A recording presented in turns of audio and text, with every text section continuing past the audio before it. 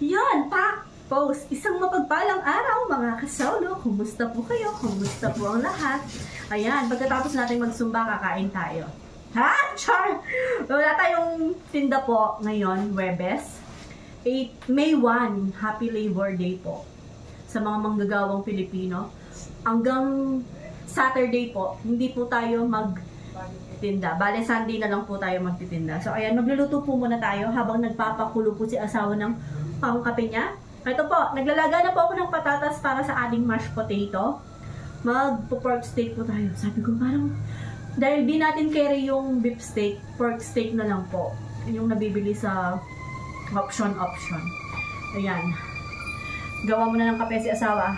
Habang nag-aano to, pinapabukal natin. Habang pinapabukal natin, maghugas muna tayo ng ating pork steak. Yung iba hindi po inuhugasan pero tayo, hugasin natin. Tapos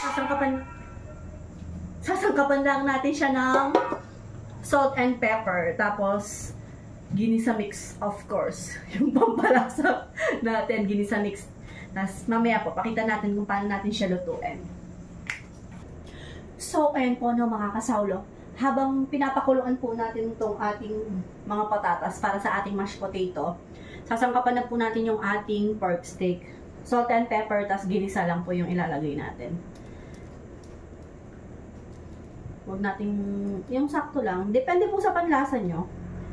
Pero yung sa atin, sakto lang. Lalo na sa mga bata, huwag masyadong maalat. Baka di nila makain. Tapos, pepper. Salt and pepper, ginisa mix. Mas maraming pepper, mas masarap po, no? Nakalimutan ko po palang pakita sa inyo. Sandali. Ganito po, pag nag-pork steak po kayo, or kahit anong steak, yung meron po siyang taba-taba na nakaipit. Ayan po. Kita nyo po ba? Meron siyang mga taba-taba na nakaipit. Masarap po yan. Feeling ko mas malambot siya pag ganun. Eh, ba't binaligtad ko na? Yung ginisa mix. Ginisa mix, baka naman. Gamit na gamit ka na sa mga videos namin. Hindi po kami nagpaparamdam. Nagpaparamdam lang. Ha?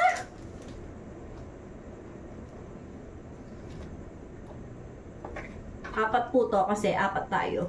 Isa kay ate, isa kay Ray, at isa kay asawa. Huwag natin pakaalat. Pwede na yan. Baka di na nila makain.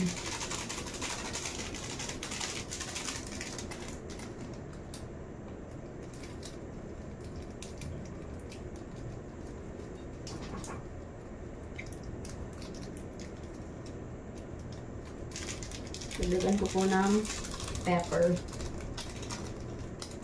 Yan. I-rest muna natin yan habang nagluluto pa tayo ng patatas. Mamaya natin to i-pan fry pagluto na yung ating mashed potato. Pagkatapos po ng video natin na to, sasangkapan na natin yung ating mashed potato. I-leave natin to mga 20-30 minutes. So, ayan, nakalimutan ko po pala. Gawa po pala tayo ng gravy para sa ating mashed potato at steak. Simple lang po, butter. Tunawin natin yung butter. Kung meron po kayong magic fry, pwede naman po yung ilagay nyo. Kahit wala na kayong sangkap na ilagay nun. Tapos, konting toyo na lang. Tsaka, konting sugar. Tapos, pwede na po yun. Pero, wala tayo nun. Kaya, gawa tayo ng sarili nating gravy.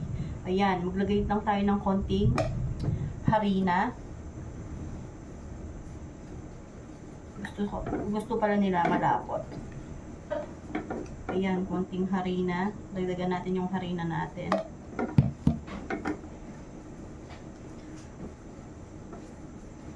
Wala tayong ano dito konti pa. As in konting-konti pa. Di pa ako kumbinsido sa kanyang lapot. Pasobra naman ata sa harina. Hindi, tama lang po. Kasi tutunawin pa natin yan. All-purpose flour pala po yung ginamit ko. Kadaldal ko, Ayan. Tapos lagyan natin ng tubig. Ayan. Konti-konti po. Lagyan natin siya ng tubig. Mga 1.5 or 1 cup. 1.5 or 1 cup. Tunaw-tunawin natin yung ating harina at butter bago tayo maglagay ulit ng tubig. Para alam natin yung consistent na gusto natin, yung lapot na gusto natin.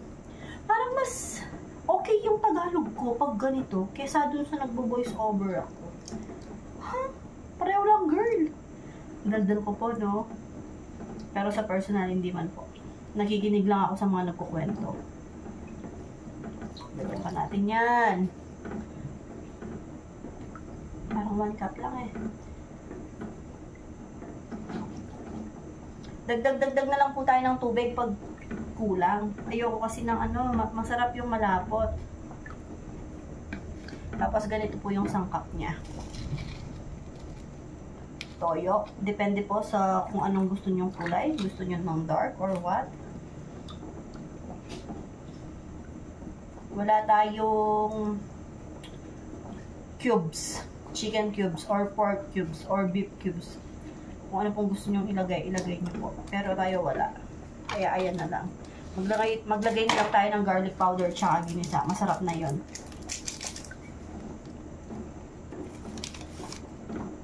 Isa ako.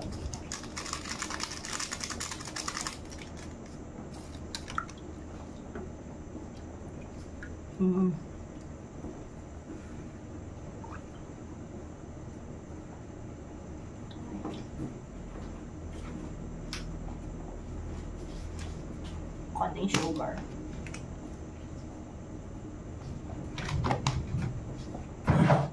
Tsaka garlic powder.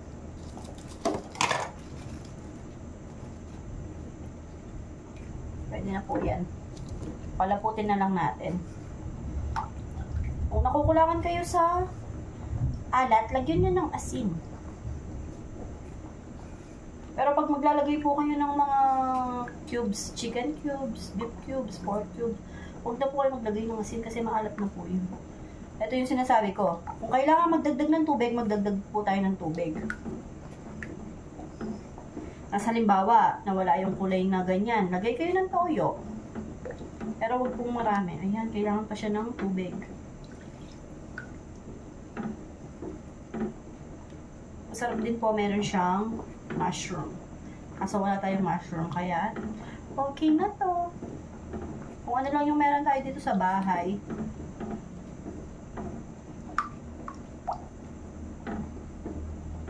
Konti pa, tas okay na.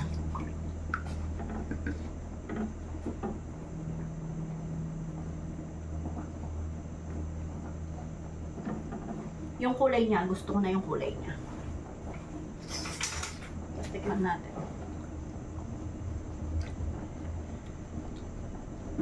Konting asin pa.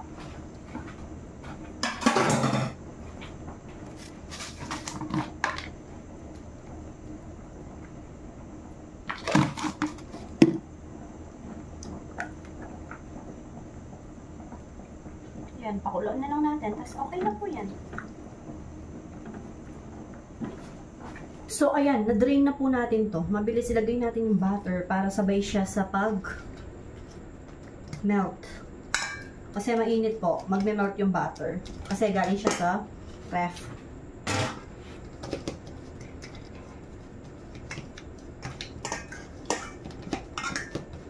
Kung wala po kayong smasher, pwede naman pong tinidor. Kaso, mahirap pag sa tinidor.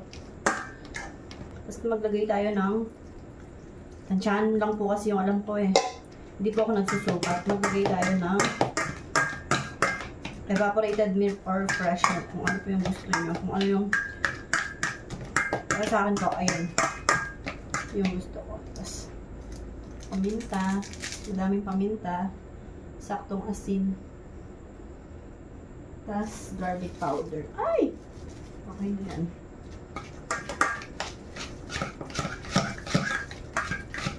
Bango. Naamoy na lang po dyan. Sarap. Lagay na natin to, sayang. Di ba masabaw yung ano natin ngayon? Mashed potato. I-absorb naman niya yung ano, nung patatas yung ating milk. Pag lumamig na yan, i-absorb niya. Dahil nagmamadali tayo, sakto lang yung pagkakaluto ng ating patatas. Hindi siya sobrang luto. Kasi pag pa-order po natin, sobrang luto po yung ginagawa ko pag sa patatas. Galing ko mag-Tagalog ngayon ah.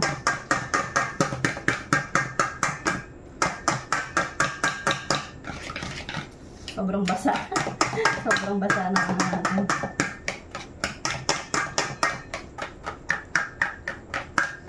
Nyutong tularan. Sayang naman po kasi yung titira dito, kaya nilagay ko na lahat. Pero maglalapot pa yun mamaya. Don't worry, there's no sugar. Ayan, magpiprito na po tayo ng steak.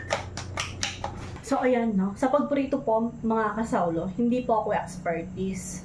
Sa mga expertise po dyan, paturo naman po kung paano yung tamang pagluto ng steak. Pero para sa akin po, ito po yung ginagawa ko madalas pag nagpapaluto yung family ko po. Ayan. Lagay ko yung butter. Mainit na po yung ano ko. Yung kalan. Kasi lalagay ko po tong kalahating buo ng bawang. Mapaso pa ako dyan.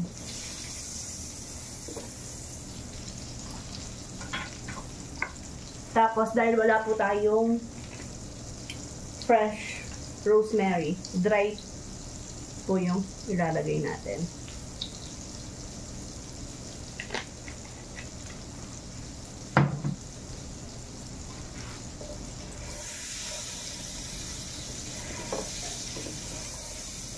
High heat po yung ano ko, yung kalan ko. Ayan, tapos ilalagay ko na. Iglalagay po muna ang dalawa.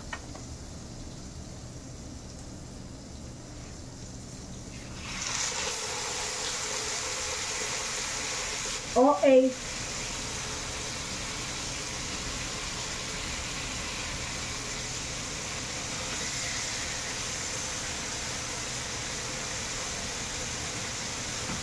Pasunugin lang po natin yung sa baba kasi high heat naman yan.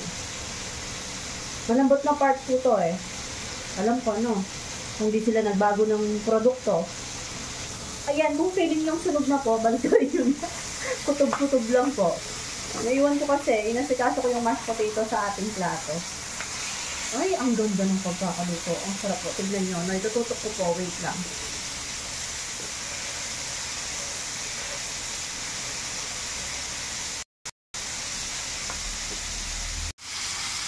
Sarap po yan.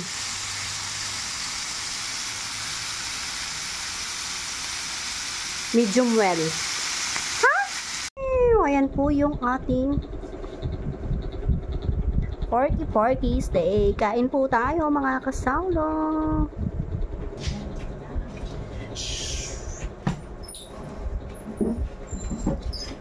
Siyempre, dapat, bago tayo maligo, kailangan muna natin kumain. Try natin to. Hindi ako marunong nito eh. Ay, ang lambot! Ay, ang lambot! Thank you po, Lord. Oh. Lagyan natin ng mashed potato with gravy. Ay, ang lambot!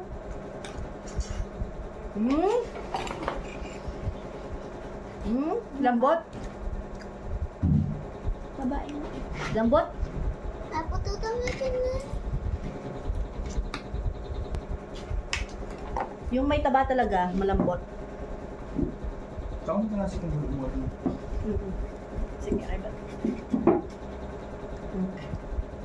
Mashed potato with gravy. So, saan tayo tayo?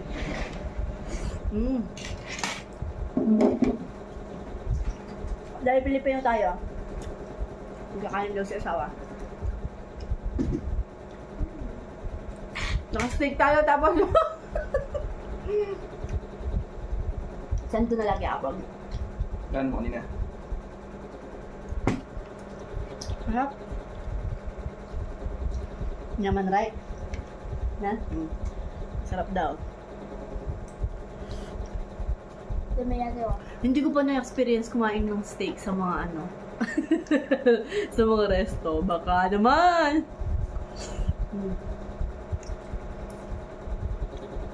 Ano kaya lasa, no? Pag gusto namin kumain ng steak, ganit na yung niluluto namin.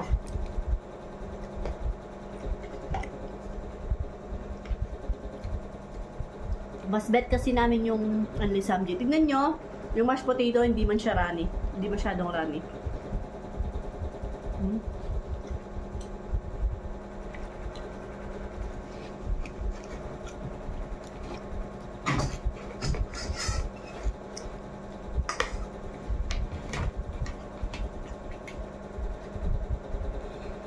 Hindi siya yung pork steak na 1 week mo siyang inunguya.